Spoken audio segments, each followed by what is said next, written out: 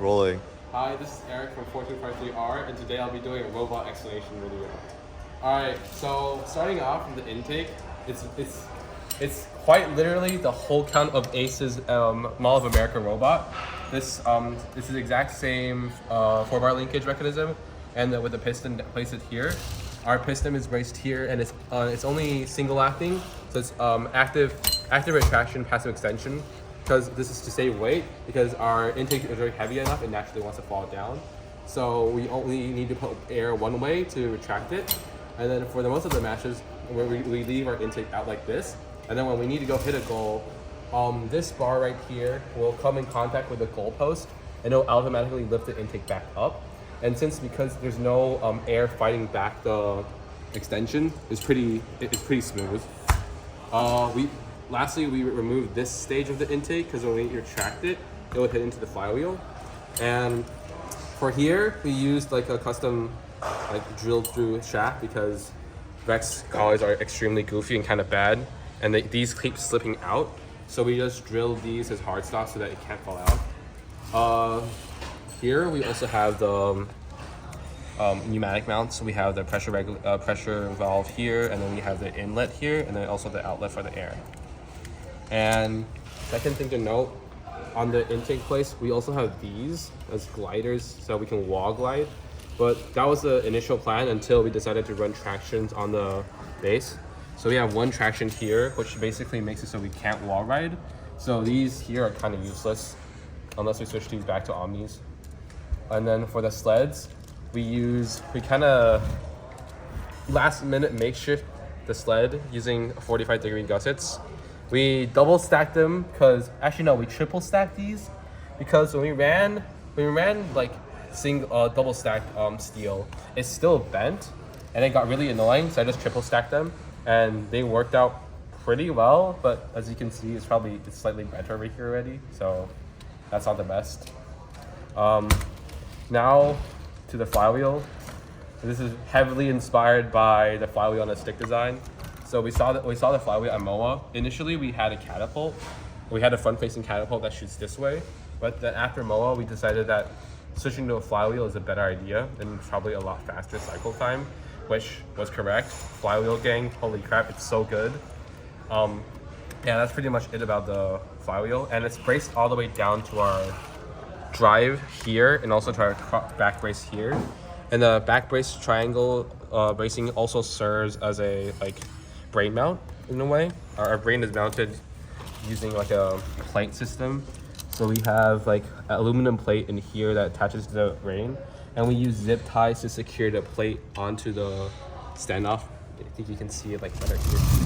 All right, here you can see the plates right here, and then we use zip ties to secure it onto the standoff here, and it doesn't really move that much, so it's pretty good. And our battery is like right underneath this bar, which is pretty good. And second, to the drivetrain. Our drivetrains are pretty standard, 6-motor, 360 RPM, 3.25 inch, 3 Omni on one side plus 1 traction. And then we use screw drain for all of our drive because that's better. One thing to note is that we did like cut down a little bit of the C channel to ensure that this cross-brace C channel doesn't extrude that much. So it's easier to go over the barrier. And yeah, there's nothing too special about the drive, just standard 6-motor, 360 RPM on 3.25 inch wheels. All right, next to our doinker mechanism.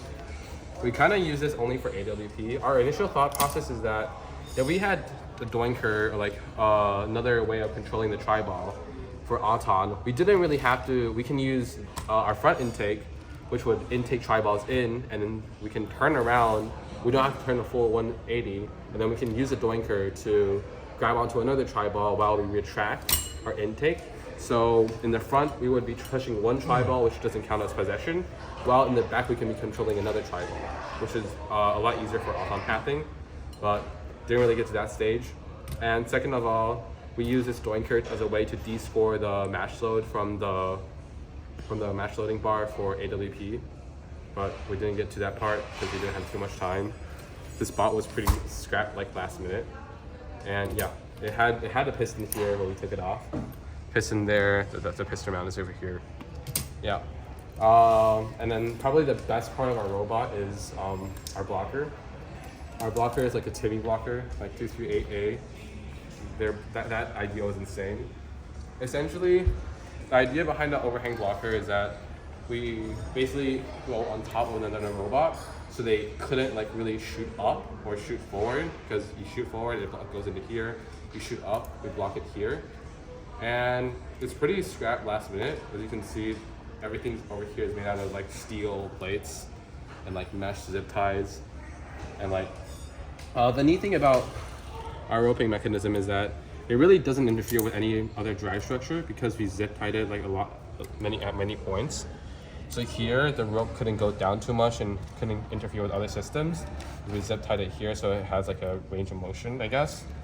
And then here, we just had zip ties so that the tri-balls couldn't go through these two mesh piles.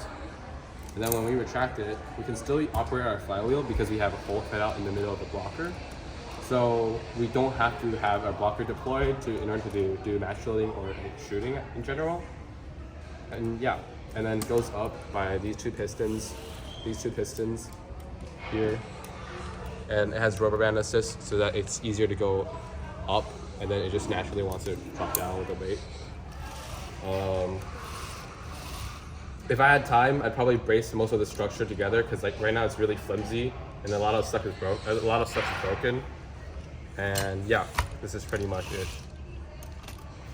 Oh, also we didn't use any wings because I forgot. Yeah.